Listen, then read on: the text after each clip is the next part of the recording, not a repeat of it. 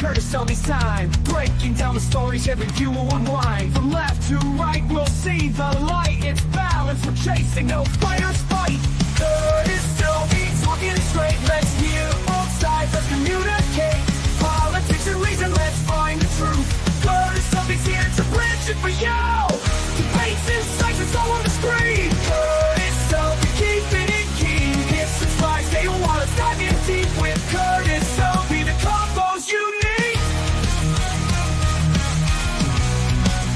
combo's unique.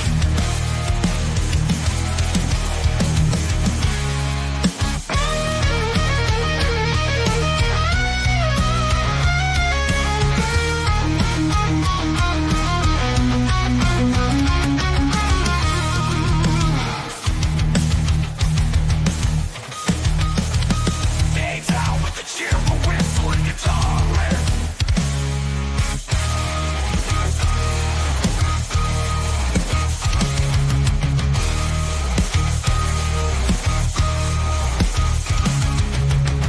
Debates, insights, it's all on the screen. Curtis Selby, keeping it keen. Hit subscribe, stay a while, let's dive in deep with Curtis Selby. The convo's unique. Curtis Selby, talking it straight. Let's hear both sides, let's communicate. Politics and reason, let's find the truth. Curtis Selby's here to bridge it for you. Debates, insights, it's all on the screen. Curtis Selby, keeping it keen. Hit subscribe, stay a while, let's dive in deep with Curtis Selby. The combo's unique. The combo's unique. The combo's unique.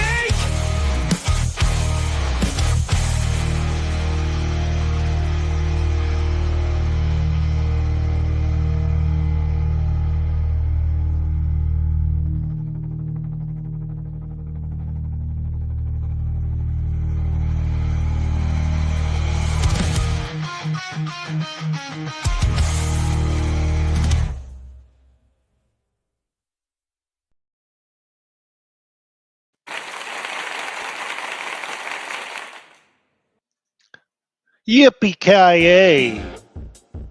Constitutionalists across the fruited plain.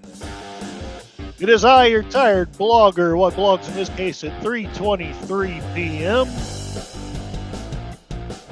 Late night shifts have been doing it to me, but then I am the midnight blogger. If I were doing this for a living, I'm not saying I do all my blogs at midnight, but I would at least pick one a week or every other week and do one at midnight.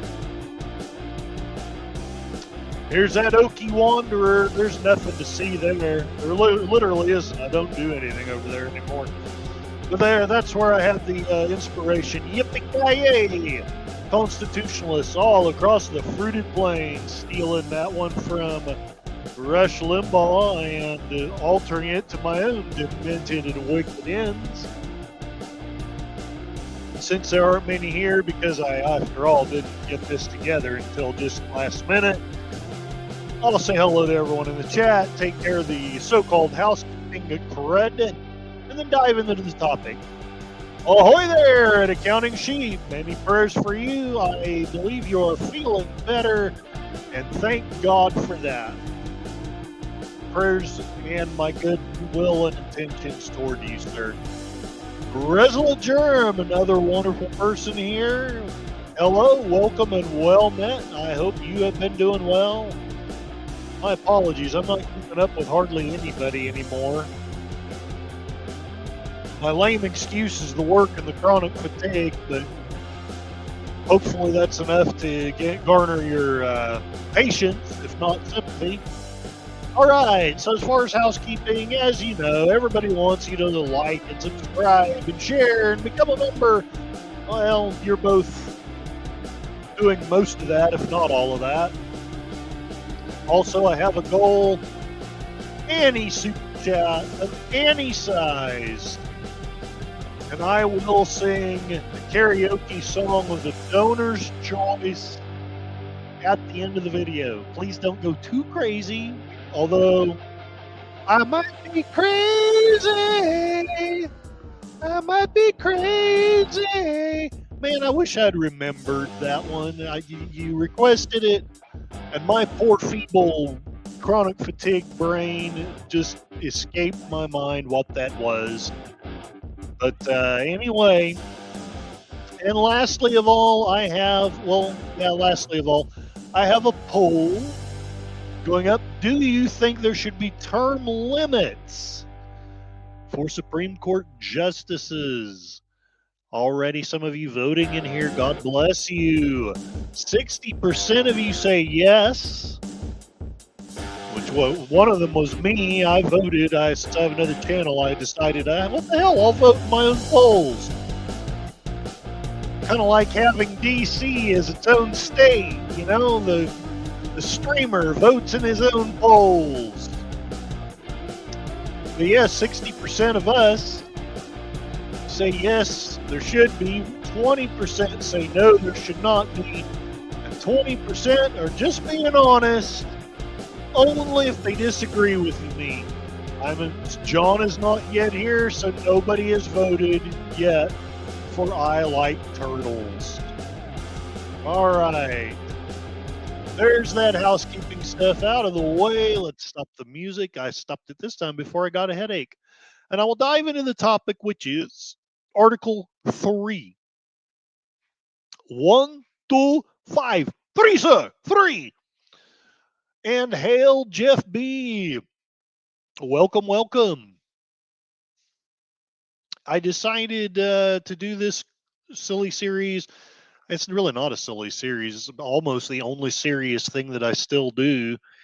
And it's been moderately successful. At least enough people watch it and enough people have responded that I feel like it's been worth the while. Who knows? Maybe if I ever pick up any fame or fortune, I'll re-edit these or redo the series. I'll reboot it. It'll be like a bad Star Trek redo. You know, I'll get Cumberbatch to do the stuff, and I'll be on there dressed as one half of my face will look like Kirk and the other half like Spock, and I'll yell at him after everything. Con! Yes, Resolute Germ. Actually, as always, I'm a little bit of a waffler and equivocator. In my heart, I agree with you. There really should be no need for term limits. We should have a legislature selected by a well-informed and intelligent voter pool that is willing to say, hey, look, dude, you've overshot your power. You're a POS. You're not doing what the people really want. You're not protecting the people. Or even we just think you're a big dodo head. And 2/3 of, I believe it's the Senate, should say, hey, you're out, buddy. And I don't know that we'll go into it today. This may end up being a 2-part series because there really is, even though the article is short, there's so much to unpack. There's so much to unpack.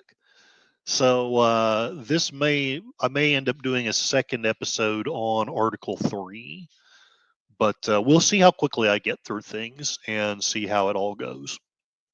Accounting Sheep is saying that last sentence really making me bite my tongue. I can't even remember what I said. You'll have to remind me again. Reference back to the chronic fatigue.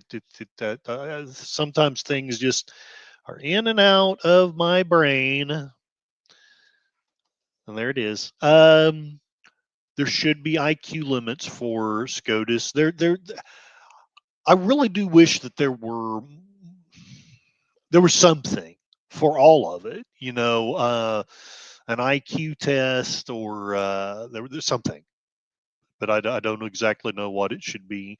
And I'm sure it's like there used to be IQ tests in the South for voting in certain states, but they were unfairly done. So, like a white person would go up, and as long as he could read C spot, run, I like Spot. Spot is a fun dog. You know, then you could vote. But then if you were black, they would get some confusing physics dissertation that only a Nobel Prize winner could read. Read this.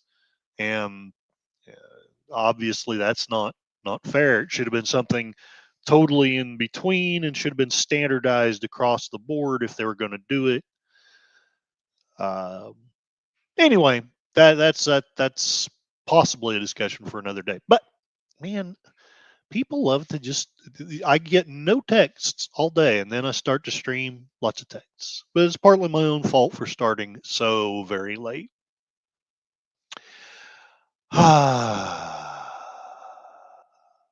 On to the topic. So we have here. Is this it? I think so. Nope, this is it. We have from constitution.congress.gov, Article 3 of the Constitution. As you know, we've already talked about what was supposed to be the most powerful branch, the legislature. And then we discussed what is now the most powerful branch, the executive. And now we're discussing what was supposed to be the weakest of the three branches. I mean, on one sense, they're all co-equal, but they're really not. They were deliberately designed to be legislature most powerful, executive next most, and then judiciary the least powerful, but still hopefully powerful enough to check some abuses from the other two. All right, so Section 1. The judicial power of the United States shall be vested in one Supreme Court and in such inferior courts as the Congress may from time to time ordain and establish. The judges, both of the Supreme and inferior courts, shall hold their offices during good behavior. So then there lies the question, are our courts acting and living and doing their jobs in good behavior?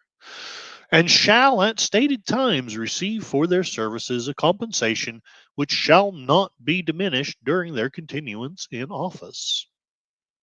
Section 2, the judicial power shall extend to all cases in law and equity, which makes me wonder, why didn't they take the case to listen to Alex Jones? Because I was thinking that I saw the reason why, but if it's in equity as well. Anyway, but these are cases arising under this Constitution, so arguably it's not a constitutional thing. It may be a matter of justice, but it is not necessarily affecting the Constitution itself. But then there's more. So my question comes back. The laws of the United States and treaties made, which shall be made under their authority. Interesting. I don't know that I ever remember a Supreme Court case. Actually, I do. Dealing with the Native Americans, there have been court findings on treaties with the Native Americans. To all cases affecting ambassadors, other public ministers and consuls, to all cases of admiralty and maritime jurisdiction, to controversies to which the United States shall be a party. Interesting. To controversies between two or more states, between a state and citizens of another state, between citizens of different states, between citizens of the same state claiming lands under grants of different states, and between a state or the citizens thereof and foreign states, citizens or subjects. There's actually more there than I remember. In all cases affecting ambassadors, other public ministers and consuls, and those in which a state shall be a party, the Supreme Court shall have all original jurisdiction. Does that mean, I'm just posing this as a question, and maybe it's a stupid question, but does that mean that the Supreme Court should have been involved with Hillary and the emails, like right off the bat? Does that mean that the Supreme Court should have been involved right off the bat when the FBI raided, for right or wrong, Donald Trump's house, Mar-a-Lago? Just posing the question. It's probably just a simple-minded, stupid question, but in all the other cases before mentioned, the Supreme Court shall have appellate jurisdiction, both as to law and fact, with such exceptions and under such regulations as the Congress shall make. I don't know if y'all are seeing or thinking this, but some of this sounds vague. The trial of all crimes, except in cases of impeachment, shall be by jury, and such trial shall be held in the state where the said crimes shall have been committed. But when not committed within any state, the trial shall be at such place or places as the Congress may by law have directed. Interesting. Interesting. I'm beginning to think that the founding fathers, maybe they would have said, hey, the Supreme Court needs to be the ones trying all this Epstein stuff, and they should be the ones getting to the bottom of it. I don't know. But we do think so much differently now than the way the founding fathers intended it to be. Section 3, treason against the United States. Remember, Trump, there was many rumblings threatening to try him for treason, and none of it ever happened. And then, of course, the right is always rattling their sabers about treason. Nothing ever happens. Treason against the United States shall consist only in levying war against them. So, who do we know that has actually fired shots against? Okay, take for example, we want to say that the people on January 6th were guilty of treason. Technically, anyone who fired a shot who wasn't a cop, and if memory serves, there was only one person that did such a thing, if memory serves. That person you could try for treason. Or an adhering to their enemies, which is kind of vague. What does that mean? Does that mean that Obama could be committed for treason because he used to be a friend of what's his face, the 60s terrorist, Saul Alinsky? I don't know. You let me know in the comments. Giving them aid and comfort. So I guess that's where they get it. So one person fired a shot, and all those other hundreds of people adhered, quote unquote, to their enemies. And then we extended that because anyone that gave them aid and comfort, that would include like conservative journalists that had nothing to do with any of it, or just chronicling it. People who had bank accounts and stuff, Trump himself. That's how I think that the vague wording here is probably why they justify all of that, which makes me ask the further question, is it justified to do the same thing on the other side? Or is that bad? But no person shall be convicted of treason unless on the testimony of 2 witnesses to the same overt act or on open confession in open court. The Congress shall have power to declare the punishment of treason, but no attainder of treason shall work corruption of blood. So, in other words, if Trump were convicted of treason, or Biden, or Obama, their children would be a separate case. They would be innocent till proven guilty. Or forfeiture, except during the life of the person attained. So again, you could find the person, but not their children, not their estate. All right.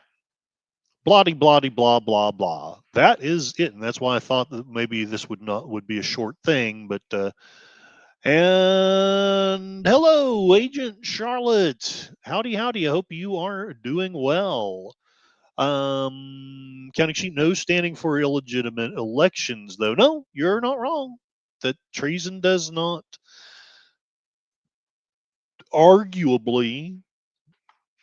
I mean, I think you would have to make an argument, but there's no plain words in there that treason, is anything about illegitimate elections. I don't know.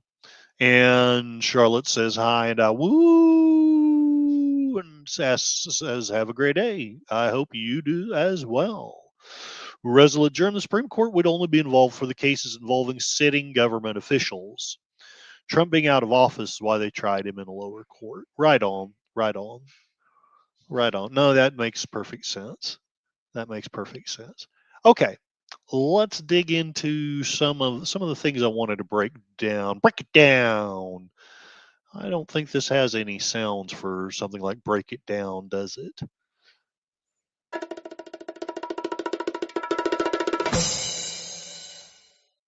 There we go. Break it down. So, please don't make me go through a paywall. Come on. Come on, computer. I know you can work. Let's go to this one first. I'll start with the boring stuff so you guys can hope that I get to something more fascinating later. So, I wanted to detail some of the things that I think a lot of us have confusion about. Maybe I have confusion about. I'm just tired enough. I'm easily confused. So I have up here uscourts.gov, Supreme Court procedures. I don't know that I'm going to read this whole thing, but Article 3, Section 1 of the Constitution establishes the Supreme Court of the United States. Currently, there are 9 justices of the court. Before taking office, each justice must be appointed by the president and confirmed by the Senate. Justices hold office during good behavior, typically for life. The Constitution states the Supreme Court has both original and appellate jurisdiction. That's the thing I wanted to talk about. And that's one of the questions that I kind of vaguely tried to arise.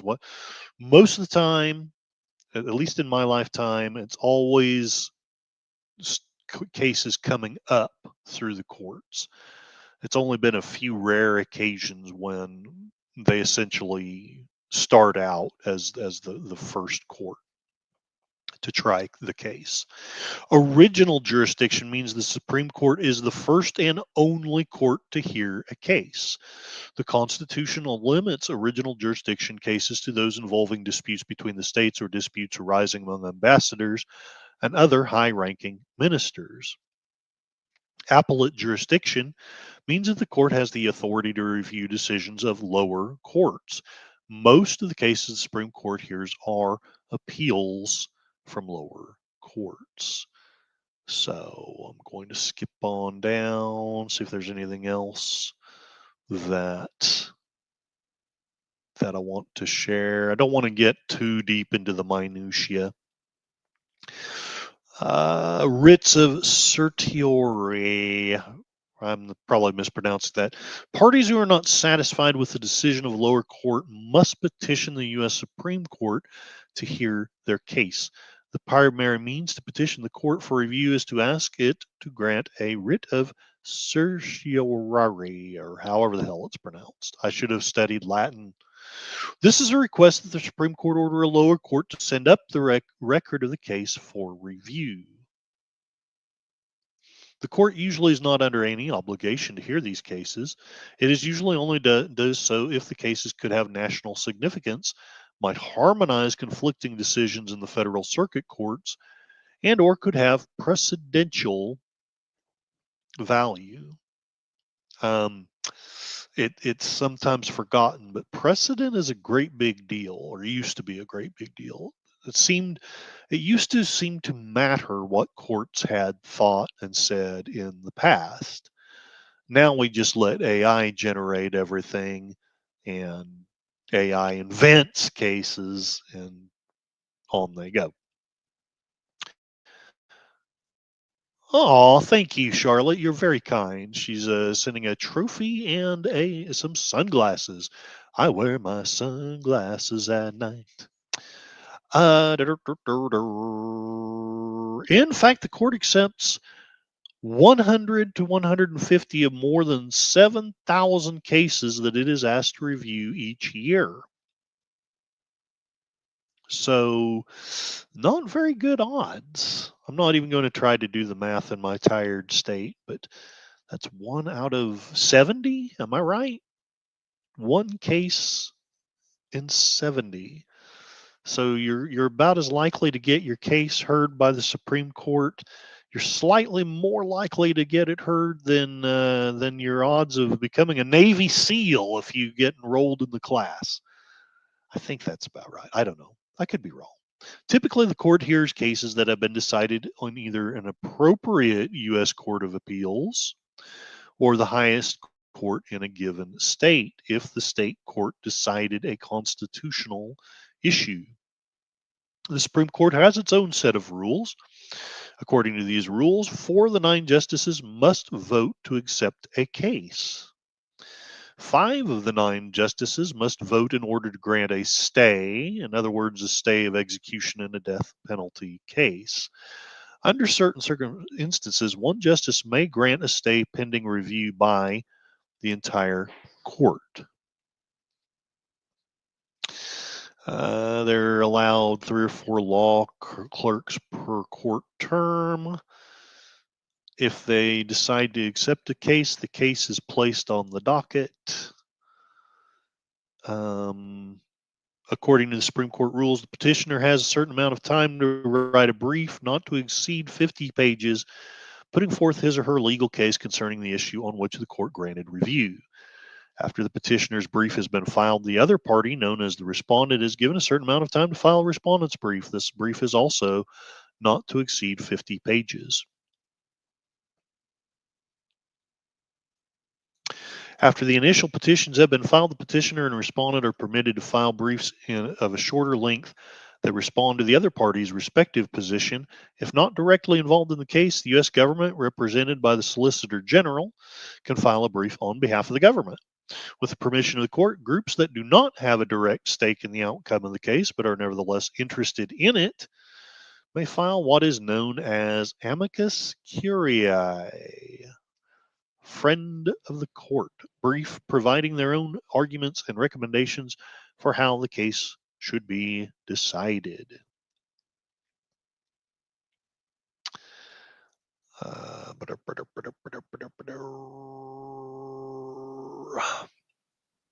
How much of this do I want to read?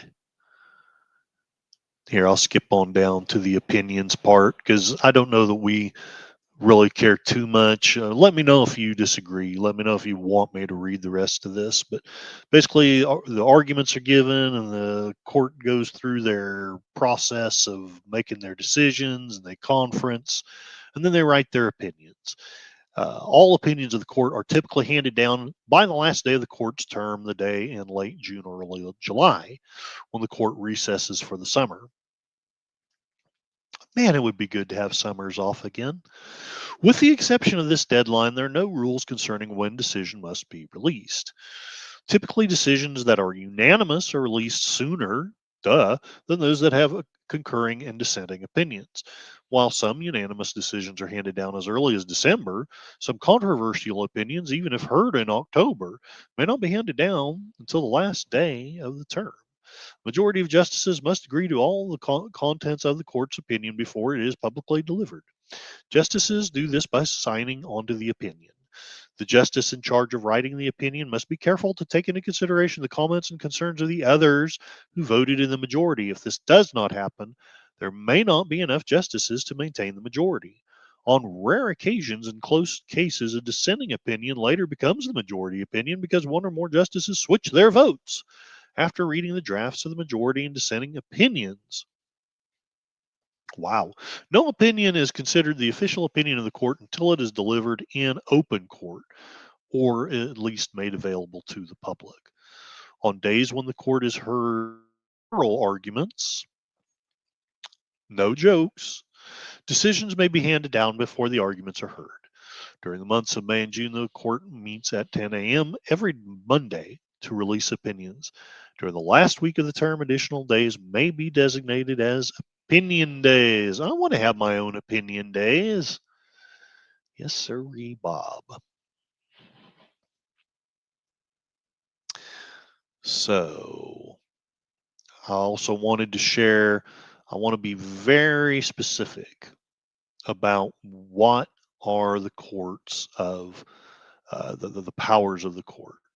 I know that there was through nearly my entire lifetime, there was this controversy. The court was left leaning. In fact, fairly, I would say very left leaning through most of my lifetime. And then Reagan got a few justices in, and then the Bushes got a few justices in, and yeah, the Clintons got some in, and Obama and Biden, but Trump nailed it. He got to nominate 3 Supreme Court justices, and now the court, for the very first time in my life, leans very slightly to the right. I would say we probably have a 5-4, or maybe even 6-3 majority for the first time, not just in my life, probably since FDR. And now, of course, it's gone from the right howling about, oh, the judiciary, and we still do howl about uh, the lower courts, but the Supreme Court itself, it's the left. I mean, how dare they repeal Roe v. Wade? Well, it's like with executive orders. It's great. It's great when you only have to convince 5 people that abortion is right. But it really sucks when all of a sudden there's 5 that are saying, no, it isn't. That's why this stuff is supposed to be embodied either in our Constitution or in our laws. But of course, we don't want to actually make laws. We just want to grandstand and get their own, make big media events because the media is in our pocket. And, to hell with law and all that. Let's just make a bunch of grandstanding, and we'll leave the laws up to the president and the judiciary, which are the branches that weren't supposed to make laws at all. Again, Constitutional Convention defined judicial power. This is according to FJC, the Federal Judicial Center.gov. Article 3 of the U.S. Constitution set forth a broad framework for the federal judiciary while leaving Congress to fill in the details later. The article defined the judicial power of the United States, thereby determining the outer limits. We control the horizontal and the vertical, the outer limits of federal court jurisdiction. The judicial power was extended to all, quote, all cases in law and equity arising under this Constitution, the laws of the United States, and treaties made or which shall be made under their authority. To all cases affecting ambassadors, other public ministers and consuls, to all cases of admiralty and maritime jurisdiction, to controversies to which the United States shall be a party, to controversies between 2 or more states, between a state and citizens of another state, between citizens of different states, between citizens of the same state claiming lands under grants of different states, and between a state where the citizens thereof and foreign states' citizens or subjects. I know I've already read all that, but except for a brief period from 1801 to 1802, it was not until 1875 that Congress actually granted the federal courts the full range of jurisdiction set forth in Article 3. So, again, I don't know how much detail I want to go to in this episode, but early on, Congress was pretty unforgiving of the Supreme Court. Uh, you could fart in public, and I'm exaggerating, and you'd be impeached. So, one, the Supreme Court justices were terrified to do too much that was against the will of the Congress. And number two, Congress was very proactive back then. One, about making the laws, because that was their job. And two, they were very proactive about, well, since the Congress decides what the lower branches or lower courts are going to be like, we're going to control those pretty efficaciously. And the Supreme Court, it took quite a long time for them to become a truly co-equal branch. Let's not go too deeply into old controversies. Let's go to what's happening today. Today is your brew today. So this is the controversy du jour. This is from thefederalist.com. If anyone's causing a judicial crisis, it's rogue lower court judges. Now, of course, this is with a right wing slant. And I thought about trying to be a little more centrist on this one, but that's another reason why I may have a second episode, because I'm too tired to really be too generous right now. This is by Sean Fleetwood, not to be confused with Fleetwood Mac. And evidently these people are affiliated with the Hoover Institute. If memory serves, they are somewhat, in my opinion, right of center, which probably means that they're radical right-wingers. They're trying to undo the government entirely. Since returning to office, President Trump has faced an onslaught of leftist-backed lawfare seeking to grind the implementation of his voters' agenda to a halt. Unsurprisingly, many of these lawsuits have been filed in districts predominated by Democrat-appointed judges, who have been more than happy to issue a myriad of preliminary injunctions and temporary restraining orders blocking enforcement of the administration's policies. Now, with the U.S. Supreme Court largely agreeing to shut down this lower court judicial coup for the time being, a number of rogue judges have taken to anonymously attacking the High Court for stopping the crisis they helped create. And this may be more of an opinion piece that I had hoped it was, but let's keep going. The latest instance of this phenomenon came on Saturday, when the New York Times published an article highlighting criticisms from more than 36 unnamed lower court judges about the Supreme Court's handling of cases involving the Trump administration. This is reminding me of the 50-some FBI agents that certified that Trump was a Russian asset. Remember all that? More specifically, these mostly Democrat-appointed jurists attacked the High Court for its management of the emergency docket, otherwise known as the interim docket. This is where, for example, a district court judge issues a preliminary injunction or temporary restraining order against a party, in other words, the Trump administration, barring a specific policy from taking effect. If the affected party's appeal to temporarily stay or pause that injunction is rejected by the appeals court, the party can then file an emergency application for stay at SCOTUS emergency docket.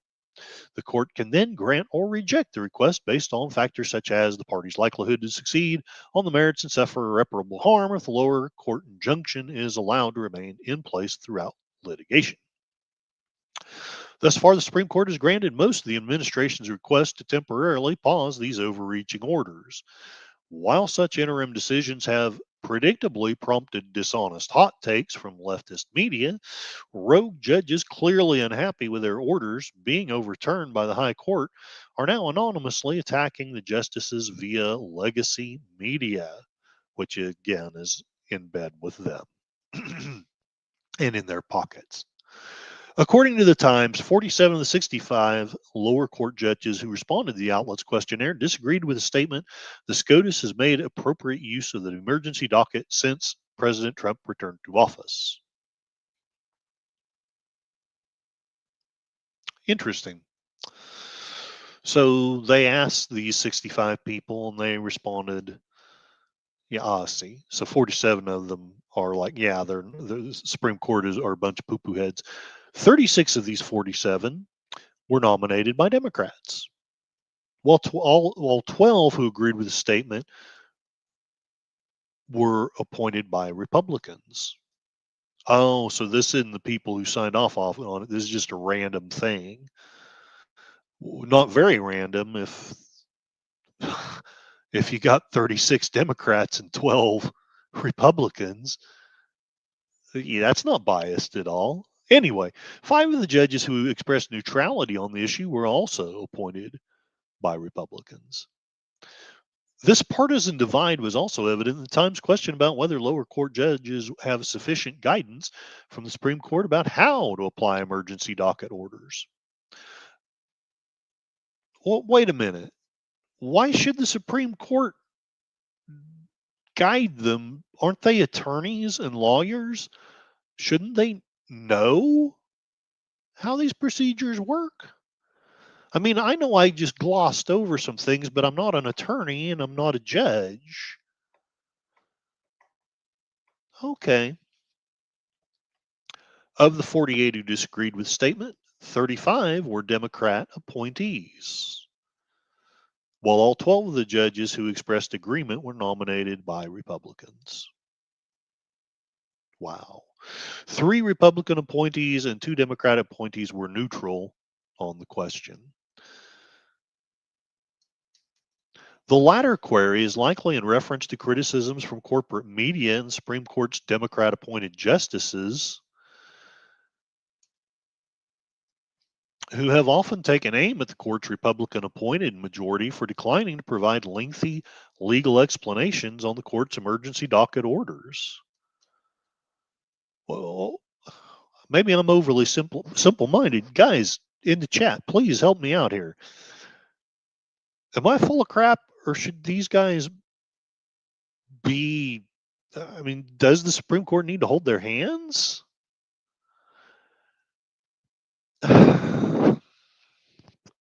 All right. As previously explained by Associate Justices Brett Kavanaugh and Amy Coney Barrett. Oh, there's that Coney name again. Oh no, Coney, not Comey.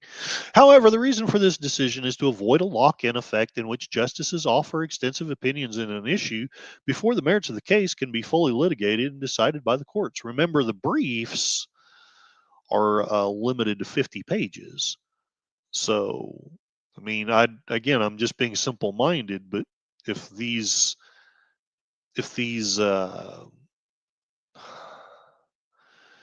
if the guidance is longer than 50 pages, it's kind of a waste of time. Just saying. I hate lawyers. Okay, anyway, although I almost dated one once, so maybe I shouldn't say that. No, I don't need that. What's particularly notable about the pieces of the question the Times posed to lower court judges about what effect, if any, has the Supreme Court's use of the emergency docket since President Trump returned to office had on the public's perception of the judiciary. In other words, the Democrat Party mouthpiece is asking these judges to feed them talking points they desperately seek in their campaign to delegitimize a Supreme Court that won't rule on issues in ways its hyper-leftist staffers prefer. Now, I'm going to admit the parts up above, that's reporting. This is, even though I agree with it and I agree with his assessment, nevertheless, it is editorializing now. It is basically doing some of your thinking for you. But this is one of the exceptions that I think proves the rule. And with all the deluge of left-leaning editorializing that often is supported on less facts than this, I'm okay with him doing a little bit of interpretation here. And besides, even though it is the Federalist, I don't know that we have to hold him to very strict journalistic rules. I don't mean to sound like a hypocrite. I'm just saying I don't think this is an actual person. And I'm having roofing done on my house, so if you're hearing loud noises, that would be why. Unsurprisingly, among the 42 judges who said SCOTUS use of the interim docket caused harm to the branch's reputation, 32 were appointed by Democrats. Huzzah, huzzah, huzzah. Of the 10 who said it had no effect and 2 who said it had an improvement, all were Republican nominees.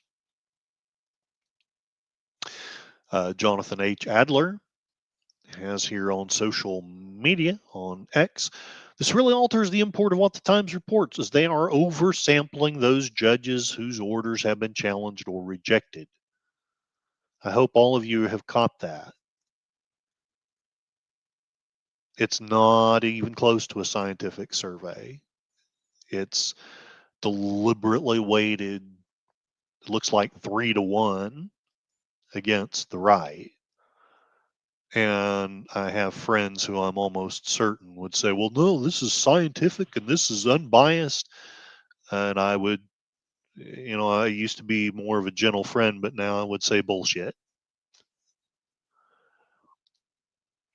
They're oversampling judges whose orders have been challenged or rejected and undersampling those who may have a more neutral perspective, or let's admit he hasn't, but let's admit maybe a positive perspective. But I think it's only fair if you really want to be scientific, if you've got X number who have been negatively impacted, don't you need a Y that is very close to the X anyway, or as close as you can reasonably get of people who are at least neutral? And people wonder why we hate the media and call it fake news. KC Johnson, he was responding to. So the Times survey oversampled judges from District Massachusetts, District Oregon, North Dakota, California, and similar districts where even due to blue slips, the Republican nominated judges won't be representative. The Times reached out to more than 400 judges, blah, blah, blah, blah, blah, blah, blah, which makes me wonder why, if they reached out to more than 400 judges, why did only 60 some respond? Anyway, see how this game works, folks? I would be curious to know who were the 400. I might take back some of what I said if the 400 were more or less scientifically generated, but I would still question the results if only 65. I mean, you don't even have a 25% participation rate from the ones asked.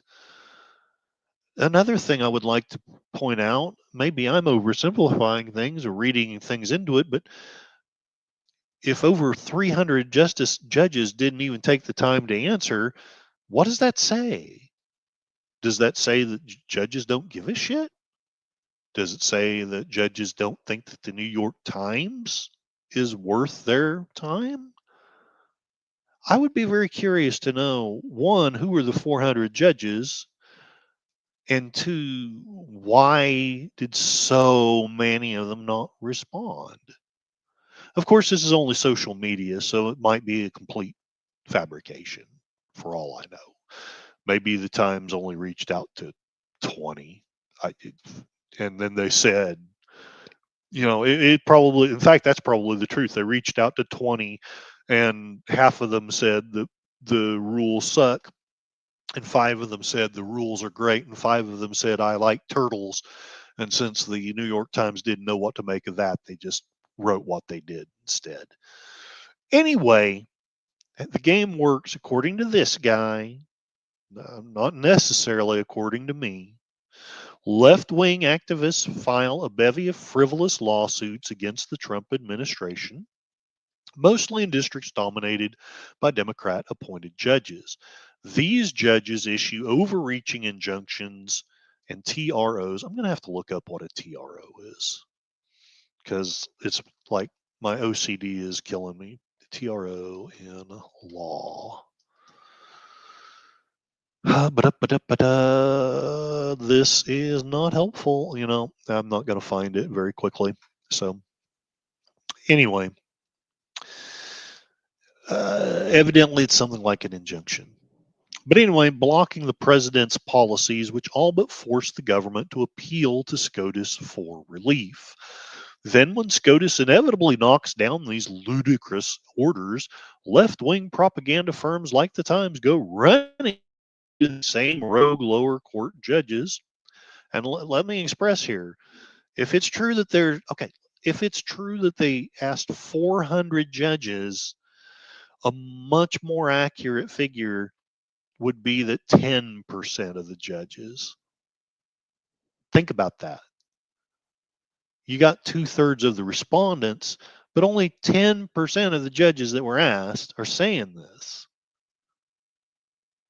So he's not really being hyperbolous by saying that these are rogue judges. Now, granted, you also have to look at it on the flip side. That means that the percentage that are saying that these rules are great is ludicrously small. But anyway, basically all I'm saying is that article is not even worth our time, but that is what our left-wing friends are. These are the sources that they're basing their thoughts and decisions on. And these are the things that they'll share to say that they've got facts and they've got proof. And then when you knock it down, what they respond with is, well, Trump is a problem. And it's a fact that this and that and the other. And then you find out that half of their facts at least are false. But it doesn't change their minds. It just makes my mind more sad. Anyway, left-wing firms like the Times go running with these same rogue lower court judges to get their thoughts on how the Supreme Court's willingness to shut down the mess they made is the real crisis. While there's certainly more the Supreme Court could do to end the weaponization of the lower courts, the High Court is not the problem here. The issue is rogue lower court judges who have no response for the separation of powers or the constitutional role of the judicial branch. What America has witnessed over the past 9 months has been nothing short of a judicial coup, in which out of control lower courts have taken it upon themselves to usurp the power of the executive. Going back to when it was the right who was howling about the Supreme Court, I'm not saying that the lower courts didn't do some of this, but mostly what we were howling about was what the Supreme Court said. There were lower courts, and then they were doing some stuff we didn't like. But now it's just the lower courts. And I would like to take some time to explore that issue either in this episode or in the next one. Why is it that we have so many? And when I say so many, it may only be 10%. But that still seems like a lot of injunctions. I think I've read that there's been more injunctions in the first 100 days of the Trump presidency than in any presidency whatsoever before.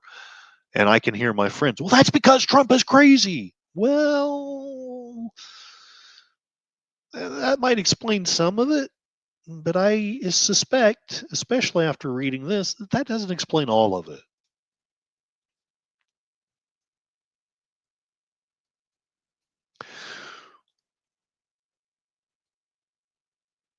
What America has witnessed over the past 9 months has been nothing short of a judicial coup, in which out of control lower courts have taken it upon themselves to usurp the power of the executive. Babylon Bee has a great spoof article on how Trump has decided to take a promotion and be a low level court judge. Not only are many of these judicial activists attempting to micromanage a separate branch of government, some have even gone so far as to try and legislate from the bench. Remember, these are not the people who are supposed to be making the laws. They're supposed to be exacting justice for laws made, not making the laws. People get that all confused. The bench is not supposed to be where the law comes from. It's the one that's supposed to judge the cases and establish justice based off of those laws. But naturally, that's not the primary concern of the Times or many of the judges interviewed by the outlet. Their focus is and always has been destroying one of the last major institutions their political allies don't control. Whether it's through deranged left-wing wackos, again, that would be terrible reporting if this was a report, actual reporting. I may agree with them, but at the same time, you're not supposed to throw hyperbole around like that.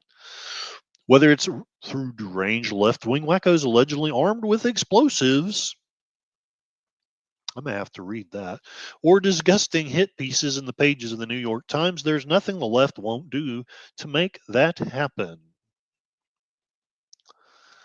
The writer Sean Fleetwood, I don't know why, but I'm just interested enough. He's a staff writer for The Federalist and a graduate of the University of Mary Washington. Previously served as state content writer for Convention of States Action. His work has been featured in numerous outlets. Blah blah blah blah blah blah blah. All right, and Tim, hell, welcome and well met. Oh wow, he took a picture when he was in London last November. It's just the Magna Carta. I may have to look at that. Let's do that. First, let's stop this and go back to Facebook. I hope you won't mind if I share that. I'll try to be very careful what I put up on the screen. That's if my computer will work. Oh, okay. I've got to share this one. I've got to share this one. Okay. Before I share yours, Tim, and yes, hail and well met. Welcome, welcome.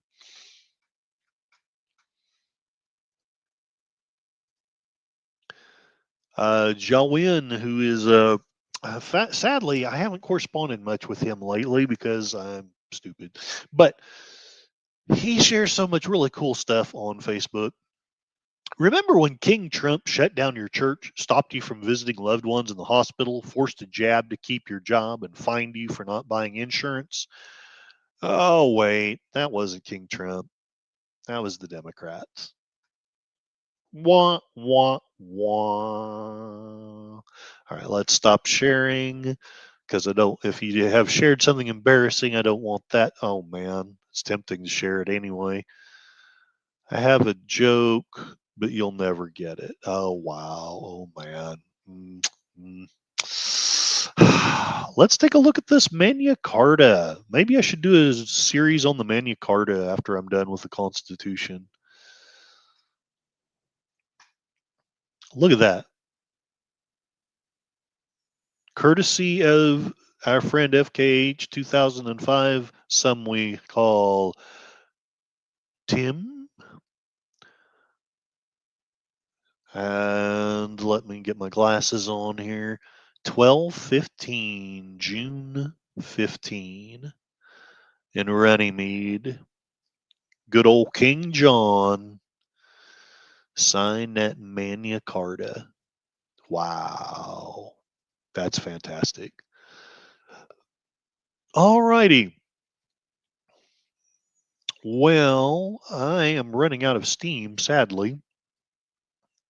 79 Nobody sent a super chat, but that's okay. If any of you do before the end of the stream, I will sing a song of the donor's choice. 78% of you say that there should be term limits for Supreme Court justices. 11% say no. I believe that was Resolute German. He has a good reason for it. I think if we had a well-informed and intelligent populace electing legislators who actually care about their job and know what their job is and do their jobs, they'd be impeaching court justices instead of just letting them slop through for 50, 60 years. And 11% only if the justice disagrees with me. Nobody's voted for I Like Turtles. John must be either working or on another stream. God bless him either way.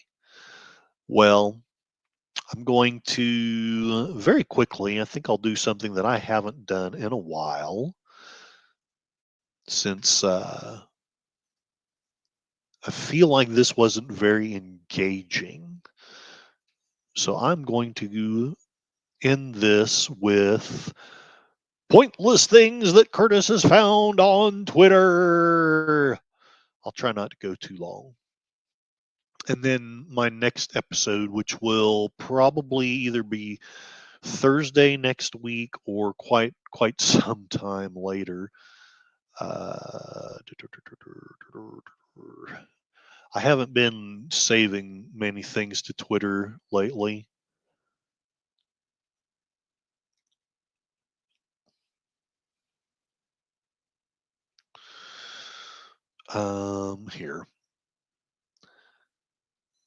Here we go.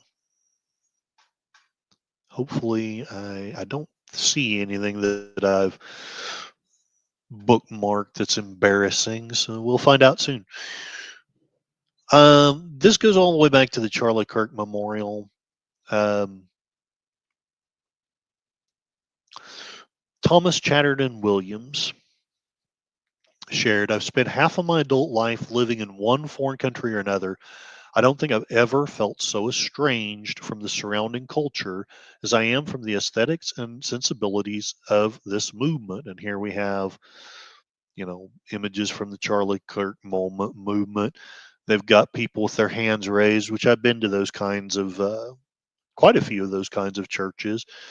And of course, he's deliberately tried to make it look like a Nazi salute when that's far from what it is.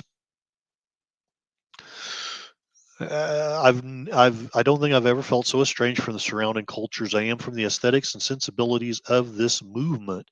Not even a criticism. I just feel more at home in Greece than in these images. And to be fair, he's just expressing an opinion, but at the same time, I can't help but feel like there's a little bit of obfuscation going on here. And I can't help but kind of in my heart. This is what we do. Okay, let me shut the noise down because that's what will get me dinged. And Augustina replies, there are many countries you'd feel more at home with that resemble the video on the right. Go there.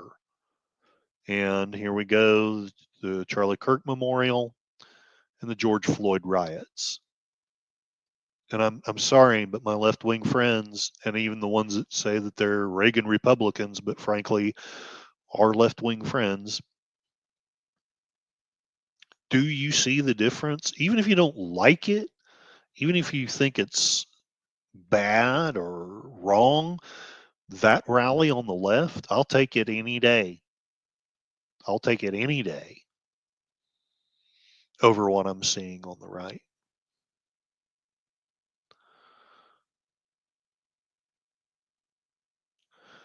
And I'm talking to another left winger, and I'm kind of trying to decide if that's smart or stupid. And they're like, "Well, I don't know of any riots." They're right here. They're right there. But I guess I'm not supposed to believe the evidence of my own eyes. Matt Walsh said something similar. Then leave. We don't need or want you here. LDG shared this one. Interesting. I'm making a prediction. Some will come back, others will tell them where to stick it. YouTube unbans everyone. Historic admission. Biden forced YouTube to ban creators without cause. I'm curious because LDG, I don't know that he's a left winger. I think he's actually more of a centrist, but he will push back on some things on the right, which is fine. We need intelligent pushback. But I wonder how many of my actual left-leaning friends have either not heard this or have some kind of glib excuse why it's okay, why it was okay to ban all those people. Fletcher Williams, I suck at games. I don't care. I ain't watching this scum. We don't forget Jimmy.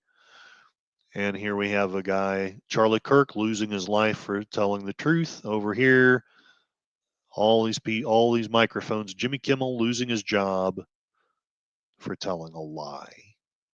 All right, and this left winger that I was talking about, they were convinced that the assassin who shot who shot Charlie Kirk was a registered Republican. That lie is out there all over the place.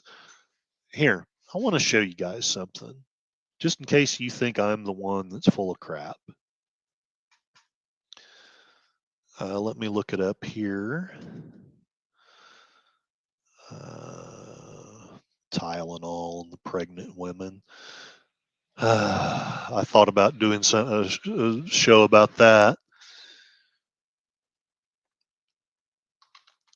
Was Charlie Kirk's assassin a registered?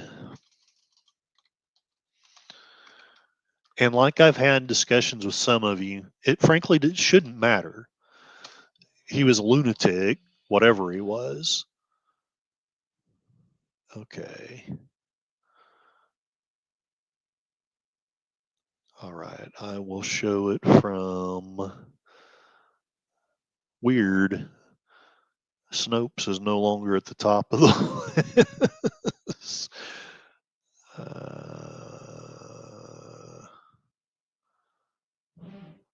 All right.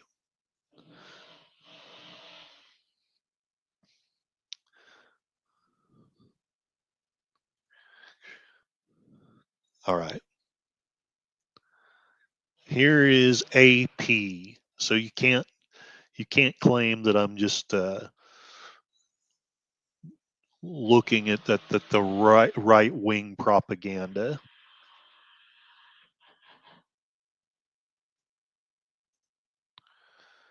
Copy. Marvel as the tired blogger copies and pastes.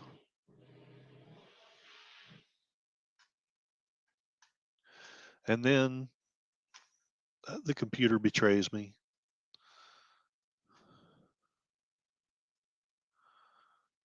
Share screen. All right. Fact focus assassination of Charlie Kirk prompts flood of false and misleading claims online. I won't go through all of these unless like a bunch of you ask for it, but this is the one that I want to share. Robinson is a registered Republican. This is false. Utah records say Robinson was registered as a voter, but not affiliated with either political party. His voter status is inactive, meaning he did not vote in 2 regular general elections after receiving a notice from his county clerk. So, all right. Do we have any comments going on? We do. And Jeff B. Kimmel was only suspended for a couple of days, sadly. Yeah. And then we've had tons and tons of right wingers who said rarely, other than Alex Jones, hardly any of them said anything worse. but they were completely deplatformed. But there's there's more censorship on the right. Yeah, sure. The poll looks like it has had some shifts in the vote. One more person has voted only if they disagree with me. So 70% of you say there should be term limits for Supreme Court justices. 10% say there should not, and 20% say only if they disagree with me. All right. So let's get back to the pointless things from Twitter. These aren't all necessarily partisan, although a lot of them obviously are. Here's Jimmy Kimmel addressing his lies about the assassination of Charlie Kirk, resulted in him being ripped off the air last week. Sinclair and Nexstar, who own nearly 25% of local ABC stations, are not airing tonight's show. It was never my intention to have to stand up. Okay, I know I have to be careful with this. One, you may not be able to hear it, and let me know if you can't. But two, YouTube will be so happy to ding me for the noise. But let's play a little bit of what he says and comment on it. Up to it. I've been hearing a lot about what I need to say and do tonight, and the truth is, I don't think what I have to say is going to make much of a difference. If you like me, you like me. And okay, so that's a good point. If you like him, then then you're okay with what he said. Even if you just learn that it was a complete lie, you're still okay with what he said. I mean, he's not a reporter; he's just a comedian, right? So why should he be deplatformed?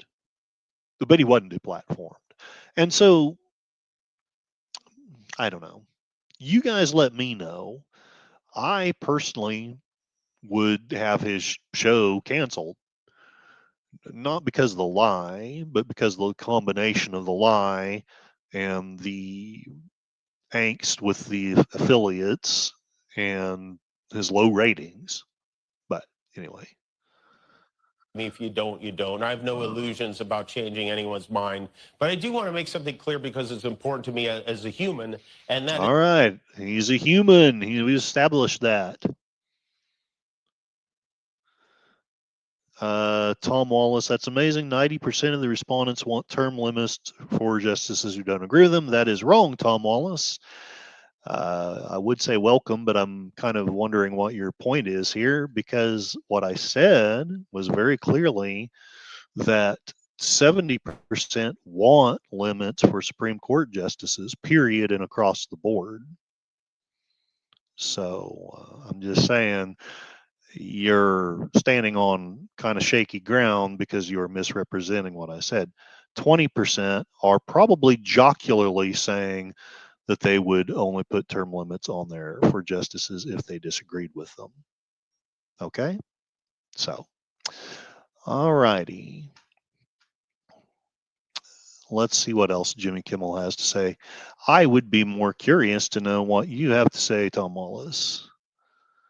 Tom Wallace can read between the lines too.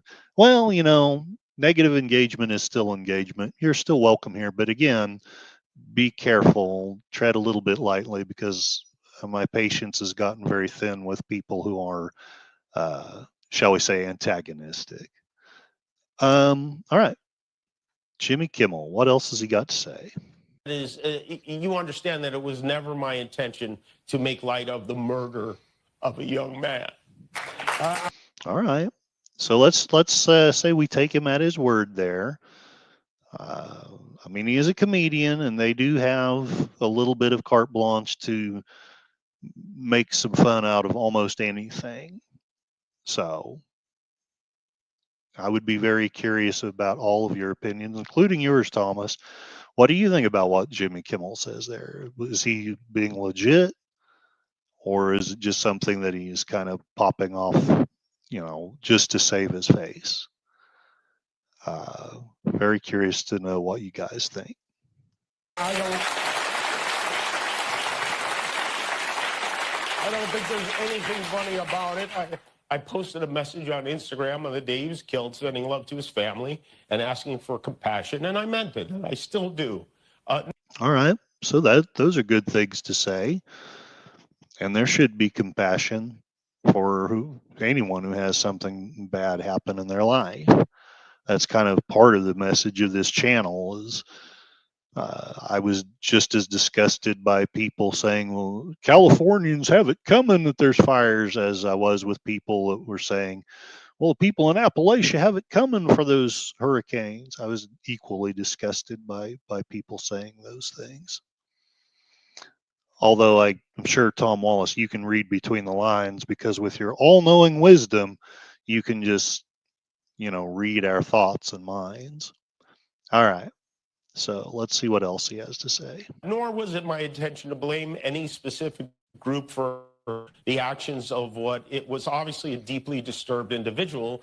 That was really the opposite of the point I was trying to make. But I understand that to some that felt either ill-timed or unclear, or maybe both. And for those who think I did point a finger, I get why you're upset. If the situation was reversed, there's a good chance I'd have felt the same way. Okay, so he says good things there. He really does. He admits that if it was reversed, and I guarantee he's right on that. I guarantee you. I just showed you George Floyd riots. If it was someone on the other side, there would be no joking about it without risk of deplatforming or risk of some harsh consequences. Jeff B., it is unfortunate some SCOTUS members believe they will be in their job until death. So much more to life than a job. Yeah, no, you're not wrong about that one. I personally, I voted for, and I still mean what I said. I think there should be term limits for all of the Supreme Court justices, or preferably even to that, there should be a well-informed and intelligent and educated electorate electing legislators who will hold SCOTUS to account. And then we would not need term limits whatsoever. So I respect the people that voted for no term limits on them. Many friends and family members on the other side who I love and remain close to, even though we don't agree on politics at all. I don't think the murderer who shot Charlie Kirk represents anyone. This was a sick person who believed violence was a solution. And here I disagree with him, not in principle. The principles he pretends to be sharing, I agree with. But I'm sorry, when you say that you did not intend to make other people look like a certain thing, then why did you say that we were desperately trying to prove that he was not a registered Republican? And again, I just shared with you proof that he was not, from AP, not from a right-wing source, but from the Associated Press, which is arguably and supposedly centrist. So I don't think you would say that it's obvious that the man was a registered Republican, unless one, you absolutely knew that to be true, as was the case with the guy who tried to shoot Trump, or B, you were trying to make all of us look like a bunch of violent radicals. Jeff B. Kimmel blubbering is the only comedy he's done in years. That's just it. Look, don't get me wrong. A lot of the things he said are the right things to say. But I again, maybe I'm being unfair, but I believe these words to be disingenuous because they don't fit with what he said before. They don't fit with all of his years of trashing us. And there's a maybe I missed it. Maybe let me replay part of this. Even though we don't agree on politics at all, I don't think the murderer who shot Charlie Kirk represents anyone. This was a sick person who believed violence was a solution. And then why did you bring up his party affiliation? And why did you get it wrong? Again, you're not a reporter, so it would be fine if it weren't so consistent. And it isn't. Ever. And also selfishly, I am. See if I can skip the applause a little. Gets a lot of threats. I get many ugly and scary threats against my life, my wife, my kids, my coworkers because of what I choose to say. And I know those threats don't come from the kind of people on the right who I know and love. So that's what I wanted to say on that subject. But I don't want to make this a... Okay. So there's people on the right that he knows and loves, and that's great. And you know, I'm gonna give him the benefit of the doubt there. I'm going to hope and believe that he's being legit there. It may only be like two cousins from Texas or something, but I'm going to accept that he probably does at least have some quote unquote right wing friends. His definition of right wing may not be, you know, the same as ours, and that's okay too. But let's see what he says at the end. About me, because, and I know this is what people say when they make things about them, but I really don't. This show is not important. What is important is that we get to live in a country that allows us to have a show like this. Okay, now the last part I liked. But here's what was missing, and maybe you guys caught it and I missed it, but did he say he was sorry for saying it? Did he, was it really an apology? I mean, maybe he meant it as an apology. You guys let me know. And Tom Wallace, if I haven't scared you off, let me what you think as far as what Jimmy Kimmel said. This instead of ET, you've got the alien. Love that.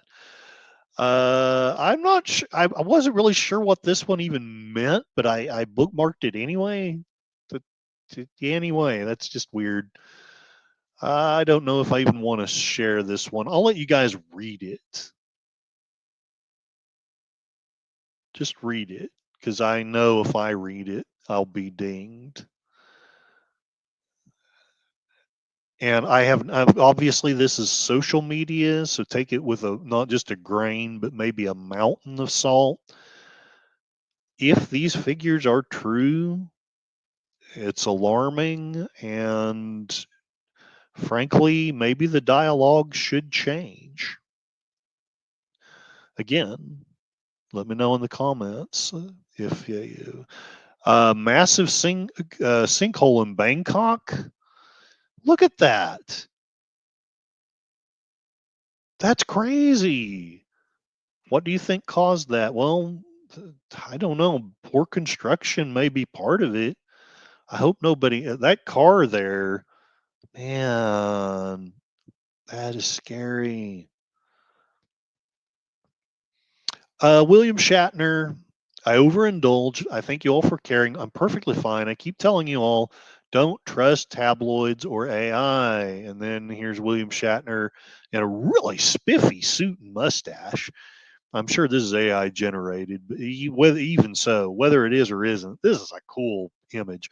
Rumors of my demise have been greatly exaggerated. Kevin Sorbo, I love this one. Don't be so busy being Republican or Democrat that you forget to be a decent human being. Rob Schneider, blonde lady, I have returned. I am Charlie. In a world that's full of Jimmy Kimmels, be a Charlie Kirk. Fletcher Williams, I suck at games. Aloha Snack Bar, now open. Dude's like, what's 5 foot 90 pounds? What? Oh, okay. I think I'm going to skip that one because I don't remember. I don't even remember why I bookmarked that one. Maria with Tea and Telly. It's been that kind of week when the entire planet is going through collective dark night of soul, but you've already been through several. And here's all these people. This is me when I'm on a roller coaster. Everyone else like, ah, and I'm just like, I actually literally have to fight to stay awake. There's something weird about my biochemistry. Roller coasters and rides like that, they literally put me to sleep. It's weird. I thought this one was cool. Dudes posting their wins. In The Return of the King, Sam's daughter at the end of the movie was played by Sean Astin's real life daughter, Ali Astin. And so this was them in 2003. This is them in 2023. Here she's graduating, I assume from college, but maybe from high school. No, she'd be too old for high school, hopefully. Elon Musk. We do this not because it is easy, but because we thought it would be easy. Fletcher Williams, it is time. And there's this, whatever this GIF is, but this is an image of Eric Prince, who I have written a lot of negative things about in the past, but I'm kind of having a change of heart about him. So again, let me all know in the comments what you think. Blackwater founder asks the Pope to find his private army to protect Christians in Nigeria. While I've had a little bit of a change of heart, I still kind of cringe when I see him. So let me know what you think. Is that cool or is that bad?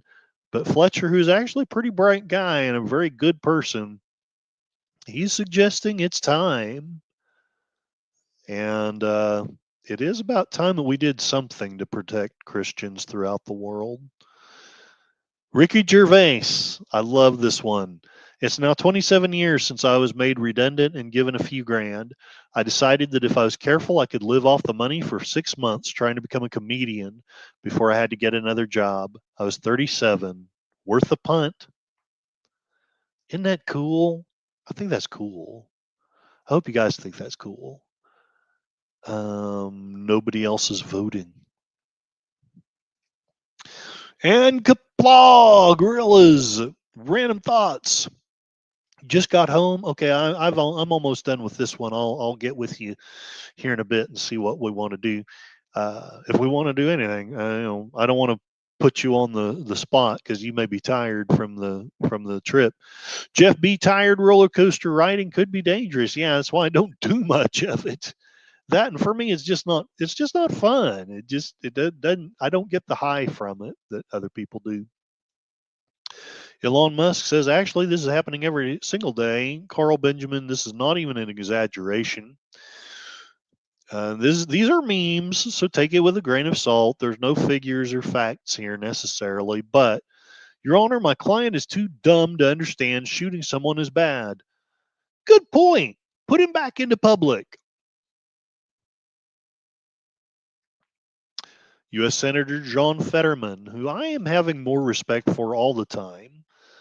2.2 million apprehensions were unsustainable and unacceptable. All can be true. Arrest and deport criminals. Do not target hardworking families. A path to citizenship for dreamers. And keep America's borders secure. And here are the illegal crossings. Up and way the hell up, and then Trump.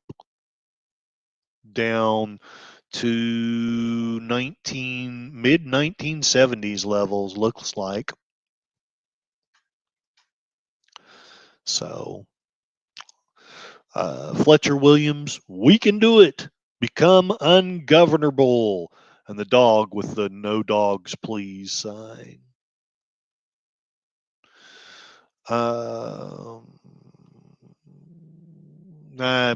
This is kind of pointless. Evidently, Elon Musk is saying that you can dump legal forms into Grok, have it read it for you, and tell me what I should know before signing. So I bookmarked that more for personal than for sharing. Tubular Goobular. I love this one. The T9000s. Wait, not him. He always thanked us. Free him. And here's Chat GPT 10 years ago. Jared, great answer. Thank you. So I have been extra nice to my AIs since I've read this.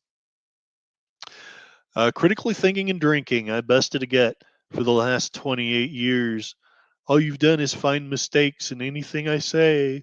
And his wife is responding with 29 years. Nerdrotic.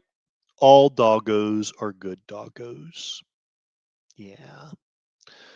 Ringo Starr, wake up everybody. On the 8th of this month is Octopus Day. I support all octopuses. Also, I support Water Aid. Peace, and love. Ringo. So, Rob Schneider shared a really cool church. Emmanuel Rancoon. Let's see if I can get the sound going for this one.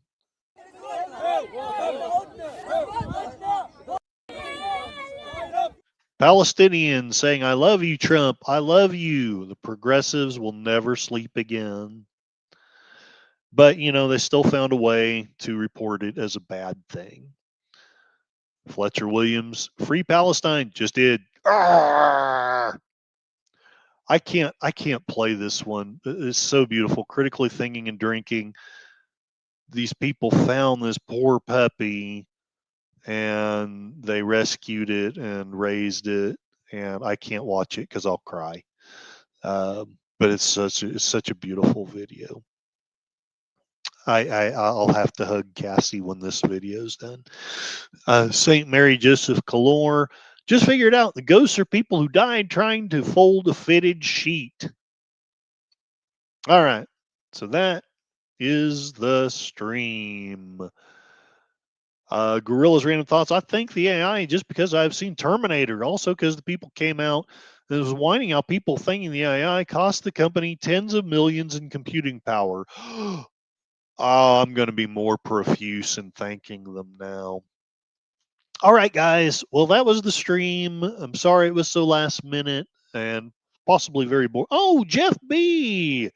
Thank you very much for the dog treats funds. Okay, I'll extend the video for just a little bit. Do you want me to sing something?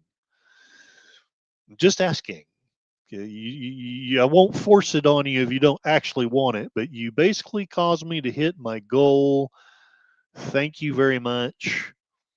I'll give you a few minutes to figure out a song, and if not, I may just sing something myself that I have ready. Anyway, do you think there should be term limits for Supreme Court justices? I'm assuming that Gorillas voted yes, and we can read between the lines. We know what you really mean. I'm just being a jerk, Gorillas. I'm making fun of somebody, which is not really kind or fair, but I'm only human. 73% of you voted yes. Supreme Court justices should have term limits. 9% of you voted no. That seems wrong because I'm almost certain that I voted no. 11. Hold on. I normally don't get OCD about math, but this is bugging me a little bit. 2 divided by 11 would be 18%. So something. YouTube doing something I don't like here. There's something wrong. It should be more like 11% saying no. Anyway, it is what it is.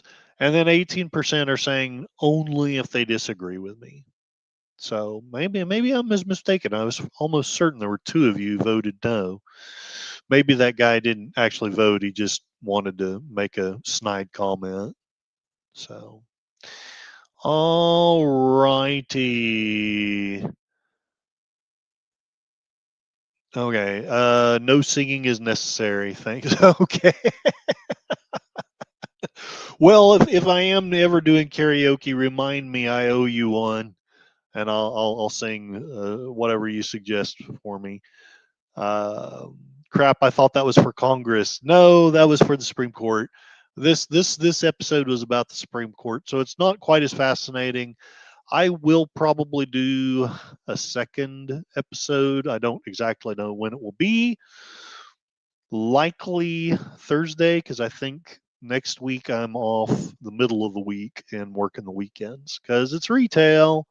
And as some of you know, that's one of the hardest thing. That's when you're the busiest. So, all right, guys, I'm going to call it a stream. I hope y'all will be all right with that.